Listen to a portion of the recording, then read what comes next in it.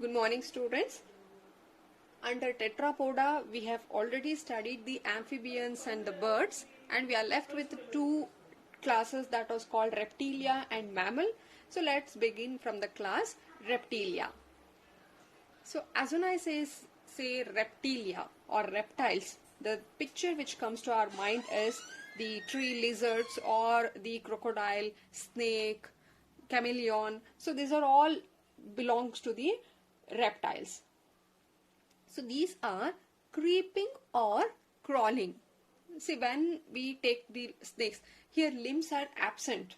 So they are found to be creeping. Even if the limbs are present, some of the members like crocodile, the alligators or the tree lizard, they possess the limb, but they are slow moving, crawling.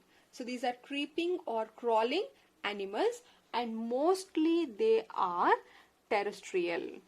Mostly they are terrestrial, and some might also be found in the water, but majority of the reptiles are terrestrial. Here the body is covered by dry and cornified skin.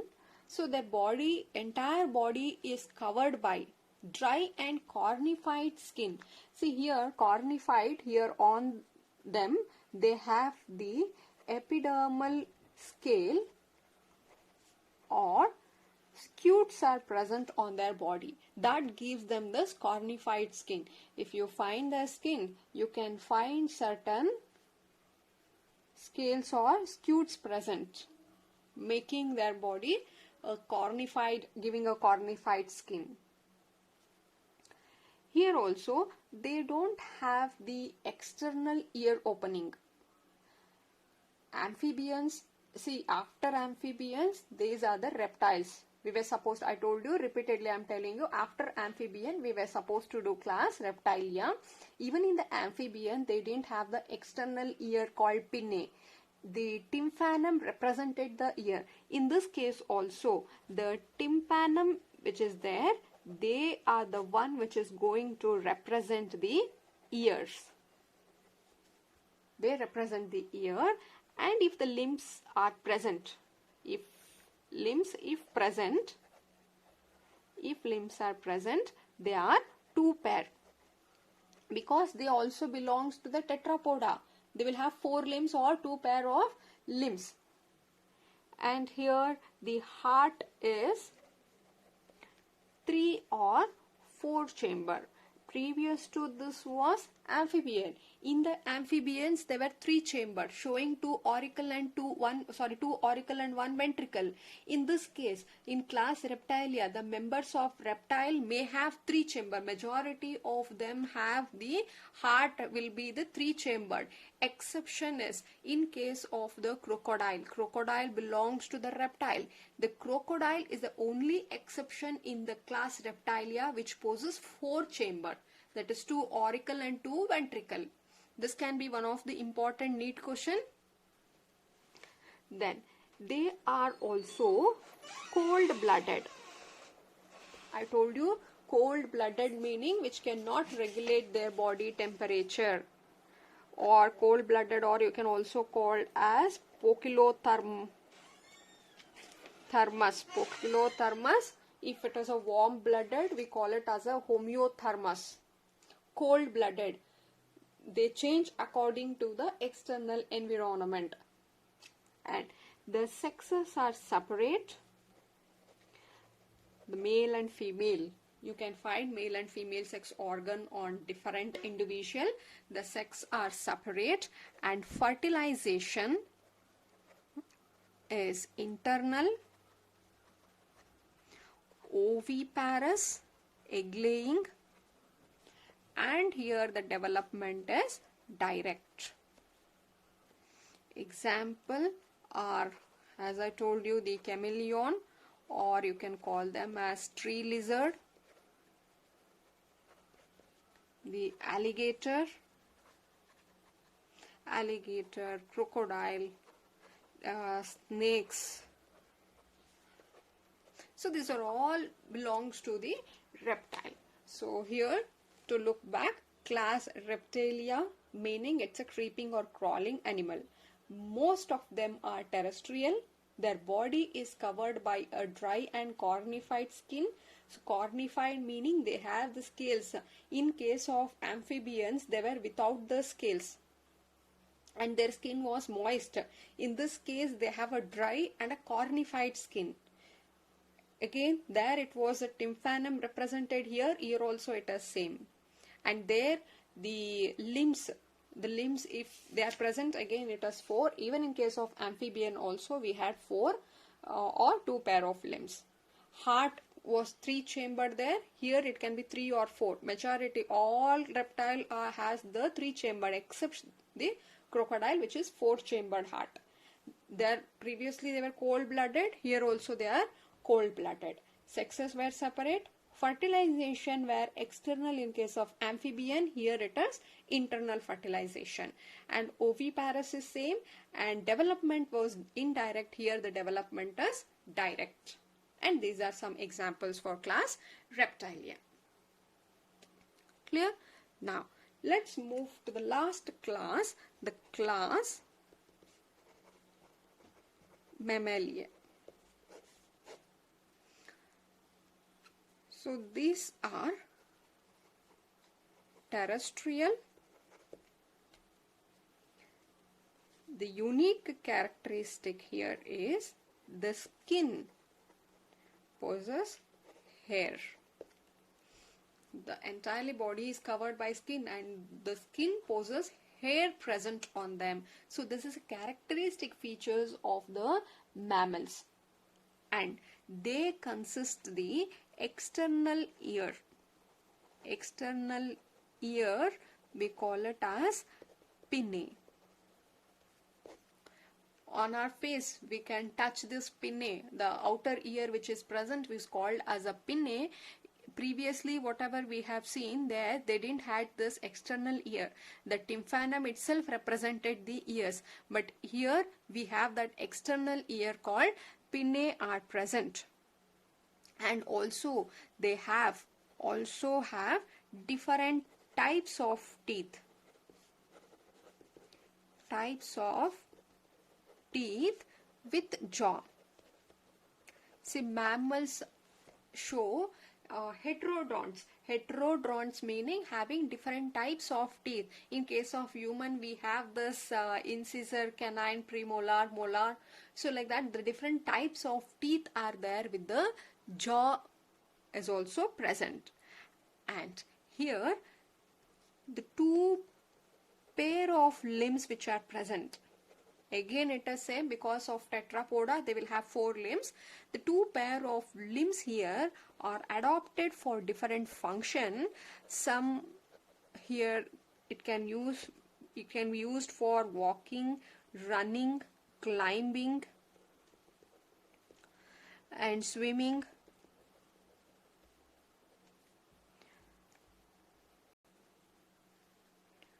For flying, for burrowing. See here, they have this 2 pair of limbs. These limbs are modified for doing different function. They can be used for walking. See, as in case of human, we belongs to mammal. Here, the limbs which are present. So we can use these limbs for walking purpose. The legs here we are using for walking purpose, and the one more pair, that's a 4 limbs what we have, we are using for holding things or writing.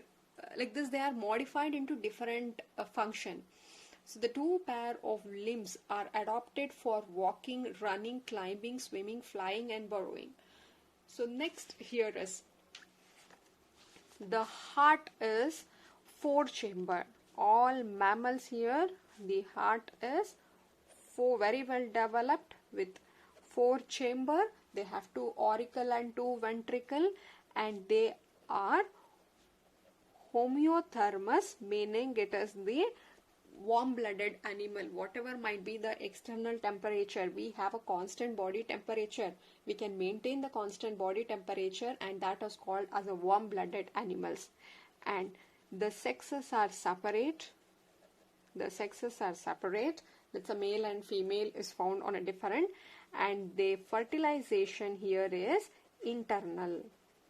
Always the fusion of gametes will happen inside the body. That is why we call it as fertilization is internal. And the mammals are viviparous, meaning giving birth to younger ones, and development is direct. The unique characteristics of mammal is presence of mammary glands. This we have not studied in any other class. Presence of the mammary glands, and these mammary glands are meant for nourishing the young ones. This is meant to nourish the young ones. Clear? And example for mammals are the dog, cat, lion, tiger, human, whale. We all belongs to mammal. Clear? Just have a quick recap. The mammals mostly they are terrestrial. There are some mammals which can be seen in the water as well. See, whale is a mammal, but they stay in water. So you can see the habitats is they are found in variety of habitats.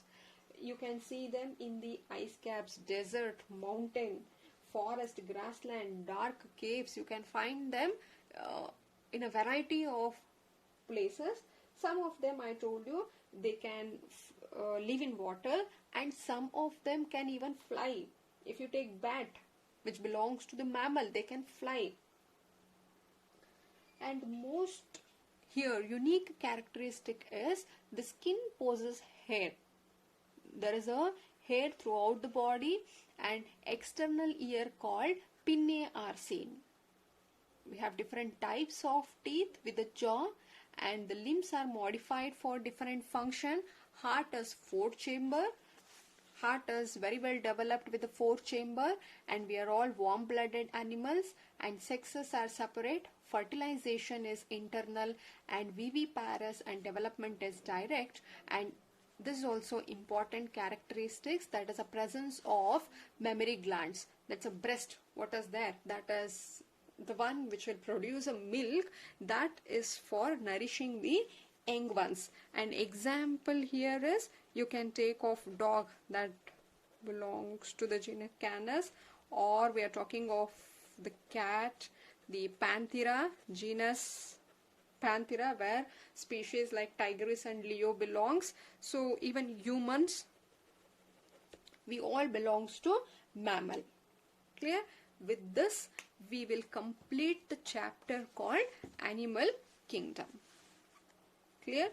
So the very basic thing is, what are the characteristics, on what characteristics animals are classified. First thing is based on the level of organization, whether they show the cellular level, tissue level, organ level, or organ system level. Clear? And then the symmetry, whether body can be divided or not. If divided, whether they can be divided through one plane or by the any plane passing through them. Any plane passing through them is radial. If you can divide them in a single plane, you call it as bilateral. And third characteristics is regarding the germ layers, that is whether they have 2 layers or 3 layers, diploblastic and triploblastic, and whether animals is having coelom or not, coelomate, acoelomate, and false coelomate or pseudocoelomate. And fifth one was their segmentation. Body is differentiated into distinct portion, so that is called segmentation. And lastly, the notochord. Those which had this notochord were chordates, and without them were called as non-chordates. And under this we have studied 11 phylum. Phylum Porifera was the one, phylum Coelenterata, phylum Ctenophora, phylum Platyhelminthes, Haskellminthes, Annelida, Arthropoda, Mollusca, Echinodermata, Hemichordata, and chordates. Under chordates we have again studied different divisions, that is We have studied the Pisces and then tetrapods, some of the classes under the Pisces and some 4 classes under the tetrapods. Now, how to study this? It might be confusing if you take it individually. There is a table given in your NCERT book, page number 60. Refer this page number 60.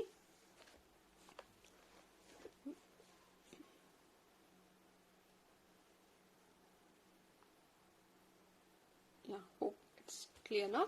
Yeah, if you refer page number 60 here, all 11 phylums are given here. These are the phylums which we have studied, and level of organization, symmetry, coelom, segmentation, digestive system, circulatory, respiratory system, and their distinct features they have been given. If you just go through this, see, suppose if they ask you to write the characteristics of porifera based on these points, that is, they show cellular level of organization regarding symmetry, coelom is absent, segmentation is absent, digestive is absent, circulatory is absent, respiratory is absent, and very distinct feature under porifera what we have studied is regarding their water canal system.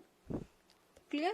So just read this way. See, after porifera was the only phylum which showed the cellular level. Then after porifera, the coelenterata, ctenophora. These two were tissue level. Just make notes like that. Porifera, cellular. Next to two was the tissue level.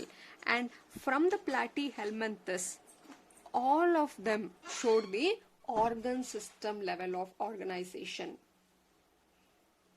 Clear? Porifera, cellular. Next to two was the coelenterata and ctenophora were tissue level, and remaining all showed the organ system level of organization. Similarly, here under symmetry also you have to study here, like under porifera. See, under porifera we have studied they are asymmetric. Leave that. Next two, that the coelenterata and ctenophora were radial. After that, all the phylum except echinodermata showed bilateral. Just read like this so that once you understand this table clearly, if anything is asked, suppose if they ask to expand or explain this chordates, that time you can easily write that each one can be written as a points here. So like organ system level of organization, you will get 1 mark. If you write bilateral symmetric, you will get 1 more mark. And definitely we know meaning of all this. Coelomate, meaning animals which is having the coelom. Then they show the segmentation. Then digestive system is complete, meaning what? They have the mouth and the anus is present. Circulatory system, meaning they have, you can see the circulatory system. We have a heart which can be the 3-chambered, 4-chambered heart you can find. And respiratory system is present, and most of them here, some of them uses gills, lungs, skin for respiration. Then unique characteristics of chordate is what? Presence of the notochord and a halo nerve system. They have a gill slits, all that we have studied. Like this, refer this table, go through this table so that you can give this all phylum characteristics easily. Clear? Here also you can see, if you take up the coelom, so just remember that the first 4 is absent, that is they are acoelomate. This is the one, Aschelminthes is a one which has the pseudocoelomate. Remaining all are coelomate. Clear? Like this, study individually. With this we will complete the chapter, the 4th chapter called Animal Kingdom. If you have any doubts, please post it to me.